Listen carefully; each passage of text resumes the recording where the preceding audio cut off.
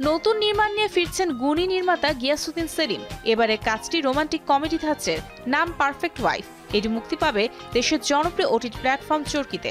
22 October রাত 12টা থেকে দেখা যাবে নতুন এই ফ্ল্যাশ ফিকশন। এরই মধ্যে প্রকাশ পেয়েছে ট্রেলার, যা থেকে ধারণা করা যাচ্ছে তরুণ দুই দম্পতির দাম্পত্য জীবনের কিছু ঘটনা নিয়ে তৈরি হয়েছে গল্প। মনপুরার স্বপ্নজাল, পাপ পুণ্য, কাজল রেখা ও গুণীন খ্যাত নির্মাতা গিয়াসউদ্দিন সেলিম বলেন, পুরুষালী দৃষ্টিভঙ্গিতে মনের মতো বউ বলে একটা বিষয় কাজ করে। সে প্রচলিত ধারণাকে প্রশ্ন করতেই নতুন নির্মাণ পারফেক্ট ওয়াইফ। দম্পতির চরিত্রে অভিনয় করেছেন সুদীপ বিশ্বাস দীপ ও আরিয়ানা জামান।